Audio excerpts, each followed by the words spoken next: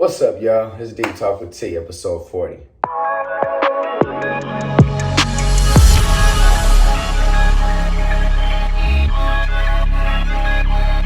Today's topic of discussion is riding the razor's edge. And what is riding the razor's edge? Riding the razor's edge is a Zen phrase. It's a saying referencing the edge of a blade. And if you think about it, the point of a blade or the edge of a blade, it's almost like it's one. It's the culmination of either side of the blade or the entirety of the blade. But the point that it meets at, especially if it's really sharp, has been so refined that there's not like two sides of it. Otherwise it wouldn't cut. It's one. And it's very fine. And if you were to ride it, if you were to think of yourself as a little mini human being on it, it's almost like walking a tightrope where you're balancing. It's a balancing act. So riding the razor's edge, for me, came up when I was in a movement class for the theater in college. And we were having mid-semester assessments, and my professor was giving me his feedback. And he was saying, I think you have enough strength. I think you have enough flexibility. I think the physical attributes that we train here in the physicality of it, you have developed to a high level. What you need to work on is riding the razor's edge.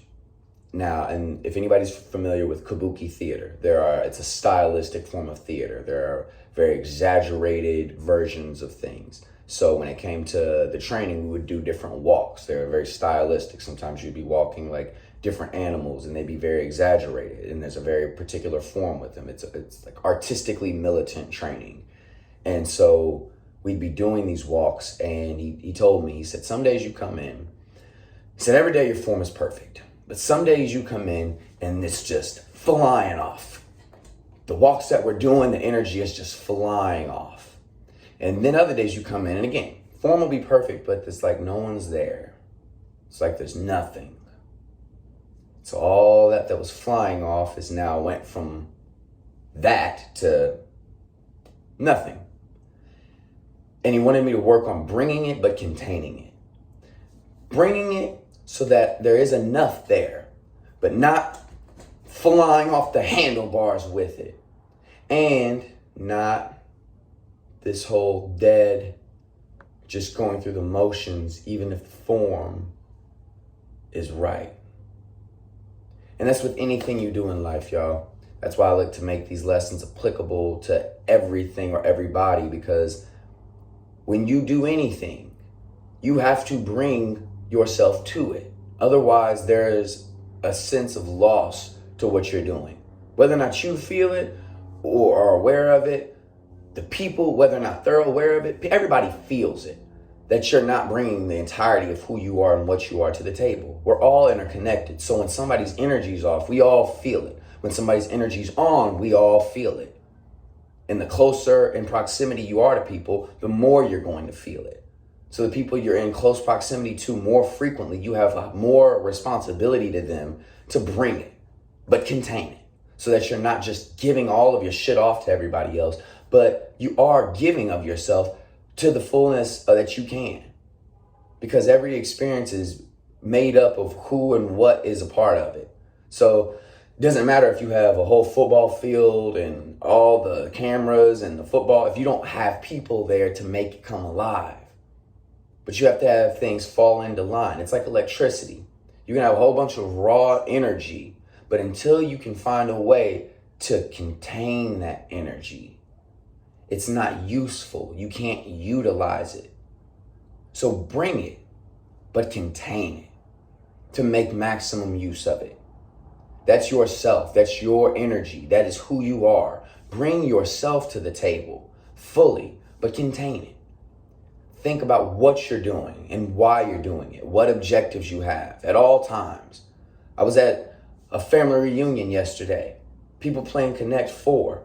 Even in a simple game like Connect 4, a clean, wholesome family fun game, there's strategy involved. There's obstacles involved. There's competition involved. There are stakes involved. People want to win. People have strategies that they're going about trying to do it. Some people have different levels of experience. This is life. These are all metaphors for life. Then there's a certain amount of how seriously people take stuff. All of these things are reflections of the life, the way that we talk to ourselves, the way that we think about ourselves, the way that we think about other people and what we engage in and what we interact in, why we do the things that we do. If we're doing something just to have fun but be competitive about it, we can be competitive about it and then let it go if we win or we lose. You don't have to rub it in somebody's face, or you don't have to wallow in it if you lose. Like, either way, there's a riding the razor's edge where you're not falling off onto either side. And it carries you through without having to have the dips and the falls off of either side. If you focus on bringing it and containing it, you are able to let things go as quickly as they pass. You're able to be at one with the moment in a constant state of flow. And that's what we all want, is to be at one with the moment in a constant state of flow, and removing the things that keep you from being in that state of flow and in that place of oneness.